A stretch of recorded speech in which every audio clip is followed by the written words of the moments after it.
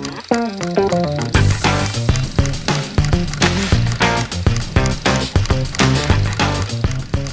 очевидно, что с 1951 года вы видели, ну, как минимум 25 матчей на первенство мира. It's obvious that since 1951 you saw at least 25 World Chess Championship matches. Какой из них произвел на вас самое большое впечатление, был самым интересным? Which of them impressed you the most and was the most interesting for you? Ну, естественно, это первый матч Карпов-Каспаров. Я был заместитель главного судьи. Главным судьей был Григорич Югослав. А и два заместителя были я и Микинас, такой литовский гроссмейстер. Вы, может быть, помните, матч длился ни много ни мало, как 5 месяцев. Well, naturally, it was the match between Karpov and Kasparov. I was deputy chief arbiter there. The chief arbiter was Gligorich, and he had two deputies, Mikina and myself. I think you remember that match. It lasted for, just imagine it, 5 months. Ну, так сказать, маленькое только воспоминание по этому матчу. Дело в том, что матч сложился крайне неблагоприятно для Каспарова. Дело в том, что он проиграл из 9 первых партий 4. И положение было безнадежное, если говорить откровенно. Но мне кажется, большую ошибку сделал в этот момент Карпов. Он решил, что яблочко свалится с дерева само. И стал, так сказать, ждать. А это... Just a small scene I remember from that match. We remember that it started in a very bad way for Kasparov, who lost 4 games out of the first 9. And the situation was almost hopeless for him. But Karpov, his opponent, made a great mistake because he decided that the apple would fall off from the tree by itself, and he started to wait. Вот, причем бы я тут что отметил, поскольку они играли 5 месяцев, и матче было сыграно 48 партий, то в результате, хотя счет был в один момент 5-0 в пользу Карпова, но Карпов выдохся, и в конце концов было неясно, вообще выдержит ли он это соревнование. And what was noted was that this match lasted for 5 months and included 48 games. And at some point of time, the score was 5-0 in Karpov's favor. But then Karpov was exhausted from this pressure, and it was not clear whether he would be able to survive that match. Вот мое личное впечатление, вы знаете, у меня впечатление об этом матче, что вот эти 5 месяцев, которые шли, они превратили Каспарова из молодого кавказца, знаете, с такой прыгающей походкой, превратили его в настоящего мужчину. То, чего снова Карпов не понял. И когда он играл второй матч, он не понимал, что перед ним сидит другой совершенно Каспаров, совершенно другой. Personal opinion from that 5-month match was that during these 5 months, Kasparov, from just a young boy from the Caucasus, turned into a grown and seasoned fighter. And during the second match, Karpov made the mistake of not yet understanding it. He didn't really understand whom he had to deal with. Это, собственно, и определило тогда успех Каспарова, потому что мне кажется, что еще тогда Карпов не уступал Каспарову в силе, но вот из-за того, что психологически перевес был на стороне Каспарова, ему удалось победить и стать тогда самым молодым чемпионом мира в истории шахмат. And I think this was what predetermined Kasparov's success, because I think at that time Karpov was not weaker than Kasparov, but this psychological advantage was in Kasparov's favor, and this allowed him to become the youngest world chess champion in the world. Если мы начали говорить про возраст, Юрий Львович, то вопрос такой. Два претендента, которые играют сейчас, оба уже сильно немолодые люди. Мы все время слышим про омоложение шахмат. И тем не менее сейчас вот на сцене рядом с нами играют два человека, почти ровесники, да, одному 42 года, другому 43. А насколько оправданы вообще разговоры про постоянное омоложение шахмат, или это просто, может быть, мода, а на самом деле она не соответствует действительности? Юрий Lvovich, now that Yuri Lvovich, now that we have started talking about age, there are two participants in this current match who are quite middle-aged men. One of them is 42, the other is 43. And is it reasonable to speak about chess becoming younger in these conditions? Я бы сказал, что сейчас шахматы совершенно другие, чем те, в которых играл я и выступал в роли судьи. Дело в том, что компьютер нанес, сильный удар по шахматной подготовке, в том смысле, что сейчас в дебют дает возможность изучать так, как никогда не изучали раньше. Но с другой стороны, за счет того, что нет откладывания, за счет того, что все перекладывается на компьютер, мне кажется, что возникли проблемы с техникой. Я вот смотрю, многие молодые шахматисты оказываются, так мягко сказать, как бы с высшим без среднего образования, потому что не знаю. I think chess is now very different from the chess I played or the chess that existed when I was an arbiter, because computer has made a strong blow to chess, particularly to the openings, because the openings are now studied in a way in which they have never been studied before. There is no adjournment of games at the moment, and everything is made and prepared with the computer. But the other side of this coin is that now many chess players are lacking in technique, and sometimes they have chess problems because, so to say, they have higher education without having received secondary education. Как вы думаете, сколько лет можно играть в шахматы на высшем уровне, вот в среднем, если не брать какие-то исключительные случаи вроде Смыслова и Корчнова? How many years and till what age can one play chess at the top level if we do not take into account some exceptional cases like Smyslov and Korchnoi? Ну, мы сейчас видим, что очень просто, что уже в 40 лет иногда шахматист, так сказать, достигает высоты, больше подняться не может. И это справедливо, потому что сейчас большую роль играет психологическая подготовка и физическая подготовка, и поэтому шахматы ведь очень помолодели. Разве можно было раньше предположить, что, скажем, гроссмейстеры становятся, не выходя, так сказать, не окончив школу? Well, one can say that now we can see that already at the age of 40, chess players attain their top peak and they cannot go further anymore because the psychological and physical preparation plays a huge role currently, and chess has really grown younger. For example, one could not imagine in the past that a player could become a grandmaster even before he left school. Например, я был судьей матча Пономарев и Иванчук. Иванчук, на мой взгляд, исключительно талантливый шахматист. Но, как вы знаете, Пономарев его довольно легко обыграл. Хотя мне кажется, что Пономарев не уступал, то есть сам Иванчук не уступал по силе Пономареву. For example, I was the arbiter in the match between Ponomarev and Ivanchuk. And Ivanchuk is an exceptionally talented chess player. But still, Ponomarev won that match rather easily, even though I think that in terms of chess strength, Ivanchuk is not actually weaker. И у меня вопрос, Юрий Львович, к вам, уже личный, не общий. Успеваете ли вы сейчас следить за шахматными партиями?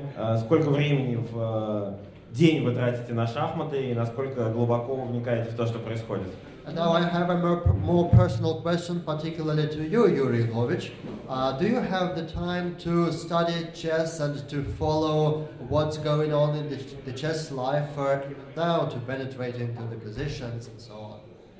Ну, начнем с того, что как только я стал редактором журнала, я практически перестал быть шахматным профессионалом, игроком и перестал работать над дебютом, потому что это мне уже не нужно было по существу. Well, after I became an editor in a chess journal, I stopped playing and I stopped being a professional player. So I stopped working on my openings because I actually didn't really need it. Но с другой стороны, вот поскольку я привык заниматься работой, то в результате вот этого появился пятитомник «Шахматное окончание», который был переведен на многие языки. On the other hand, as I got used to work during my chess career, I was able to finish my work on the 5-volume book Chess Endings, which was translated into many foreign languages. Вторая тема, которая меня увлекла и которой я занимаюсь более полувека, это история шахмат. Я считаю, что она еще настоящая история, еще требует написания, но тем не менее все какие-то моменты уже удается вычленить. И самое интересное, вот это, кстати сказать, к истории шахмат, это роль церкви в развитии шахмат. Вот это, пожалуй, самое интересное. Дело в том, что оказалось... The second thing which actually very interested me is the history of chess, and this is the thing that I have been working on for more than half a century. And what is particularly very interesting is the role of church in the development of chess. Во-первых, первый вопрос это где? Существует две позиции. Одна позиция, что шахматы были изобретены в Индии, другая позиция, что шахматы были изобретены на Востоке, может быть, в Китае.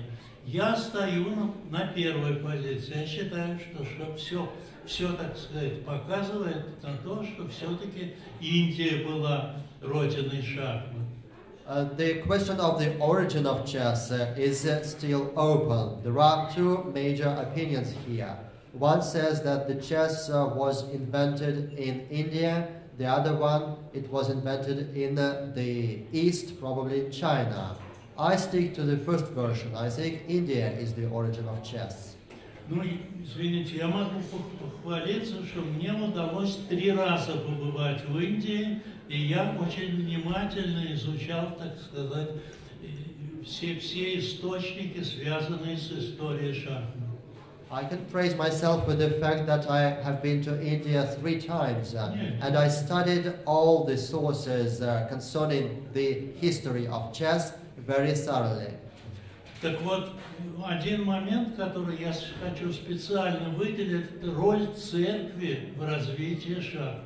So one point I would like to emphasize is the role of the church in chess development. Дело в том, что Русь, как известно, получила шахматы от Византии, а Византия к шахматам относилась, прямо скажем, не очень хорошо. It's well known that Russia, the ancient Russia, got chess from Byzantine, and in that country the attitude towards chess was not very good.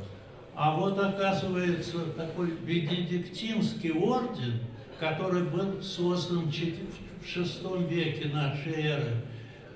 В IV веке христианство стало официальной религией западного мира, и вот в VI веке бенедиктинский орден по святому Бенедикту, оказывается, очень хорошо относился к шахматам. И, скажем, шахматы в Англии, шахматы вообще в Европе в большой мере связаны с развитием, вот именно с поддержкой бенедиктинцев. In the 6th century AD, the Benedictine order was created after Christianity became a global religion in the 4th century, and this order really promoted chess. That's why chess was so developed in England after that. Ну и еще так из того, над чем я сейчас работаю, я сейчас занялся другой проблемой. А что было до шахмат? Another project I'm working at the moment, I'm working on another problem. What was there before chess? И что оказалось? Оказалось, что вот знаменитая детская игра «Крестики и нолики» это была популярная игра и у греков, и в Риме. В Риме, скажем, в стихах Овидия есть описание вот этой игры «Крестики и нолики». And it turned out that the children's game tic-tac-toe was very popular both among ancient Greeks and ancient Romans, because even in Ovidian's poem there is a description of tic-tac-toe. Дорогие друзья, если есть вопросы, давайте зададим его Юрию Львовичу. Он рассказал нам только что о том, что было до шахмат, может быть, расскажет о том, что будет после них. Dear friends, if you have any questions to Yuri Lvovich, please ask him. Now he told us what was before chess. Maybe he will tell us what will be after chess. Hi, I'm Peter Doggers of a website Chess Vibes. We recently published a lengthy review of your biography by English Grandmaster Stuart Conquest, and he noted, maybe you can translate also, he noted that Mr. Averbach does not write about his opening system, the Averbach system. So maybe he can tell us a little bit about how he developed this opening system. Я представляю шахматный сайт Chess Vibes, и мы не так давно разместили биографию Юрия Львовича. Может быть, вы нам расскажете о том, о чем вы еще не писали, кажется, в своих книгах, о дебюте Авербаха, как он развивался, как он появился. Ну, назовем дебют Авербаха, это сильно сказано. Дело в том, что я действительно изобрел, но не дебют Авербаха, а вариант Авербаха в староиндийской защите. Как это произошло? Когда я стал профессионалом шахматным, то в то время староиндийская, благодаря Бронштейну, благодаря Геллеру, благодаря вообще киевской школе шахматистов, был очень популярный, и Бронштейн, и Болеславский, и Геллер завоевывали много очков, и поэтому любой шахматист, который, так сказать, стремился быть профессионалом, должен был разработать какую-то систему борьбы со староиндийской. Вот тогда... Well, it's not really an Averbach opening. It is the Averbach variation in King's Indian defense. Why I developed it? It was because King's Indian defense was really very widely used by many outstanding chess players like Bronstein, Boleslavsky and Geller, and that's why any chess professional who fought at the top level was obliged to invent his or her chess system, his own chess system, to do something with that King's Indian. Я тогда дружил с Геллером, дружил с Петросяном, и как раз Геллер работал в основном над идеями для черных, а мы с Петросяном работали над идеями для белых. И в результате я придумал, так сказать, вариант Авербаха, а Петросян придумал вариант Петросяна. Well, I remember that I was very friendly at the time with Geller and Petrosyan, and we all worked on that defense. So Geller developed some ideas for black, and Petrosyan and myself for white. As a result, I invented the Averbach variation, and Petrosyan invented the Petrosyan variation. Спасибо большое. Если есть еще вопросы для Юрия Львовича, пожалуйста, их задайте. Thank you very much. Any other questions for Yuri Lvovich? Mr. Averbakh, half a century ago, you conducted a very successful tour of Australia and New Zealand. I was just wondering how with Mr. Bagarov, I was wondering how it came to be possible that you could have such a tour in the middle of the Cold War, when relations were so bad. Юрий Львович, 50 лет назад вы очень успешно провели шахматное мероприятие в Австралии и в Новой Зеландии, настоящий тур по этим странам. Вот мне интересно, как вы смогли выехать в Австралию и в Новую Зеландию в самый разгар холодной войны. Вы знаете, я не имел... Честно говоря, значит, история такая. Дело в том, что австралийские шахматисты просто попросили, чтобы приехал шахматист, который знал язык.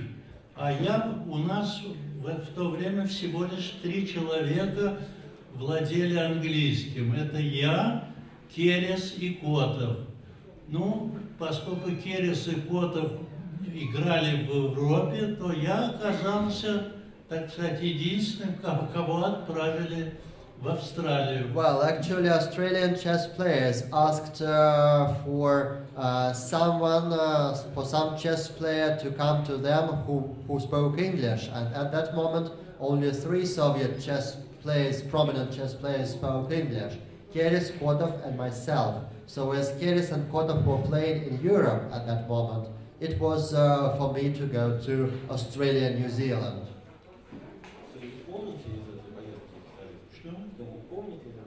Do you remember anything from that Australian trip? Во-первых, это был как бы область, которую я всю посетил. Я был в Индии, в Индонезии, в Сингапуре, во Вьетнаме и в Австралии, в Новой Зеландии. Так получилось, что я стал неожиданно специалистом вот по этому краю. Значит, приобрел там друзей, у меня были очень хорошие отношения с Кашницким, хорошие отношения с Пурти, с лучшими шахматистами Австралии, были хорошие отношения с Сарапу, так что у меня остались самые хорошие воспоминания. Well, I visited many countries in that region. I visited India, Indonesia, Singapore, Vietnam, Australia, and New Zealand, and I made many friends during those trips. For example, I was on very friendly terms with Kashnitsky, Puki, and Sarapo. So I have very good memories from those trips. Пожалуйста, если есть еще вопросы, задайте их. If you have any other questions, please don't hesitate to ask. Юрий Львович, во-первых, хочется выразить большую благодарность и признательность за ваш труд, монументальный труд по теории Эндшпиля. Я думаю, что многие поколения шахматистов присоединятся к этому. Yuri Lvovich, first of all, thank you very much for your fundamental work on the theory of endgames. I think many chess players will be very grateful to you for that. Thank you very much. But you know, when I started to be professional,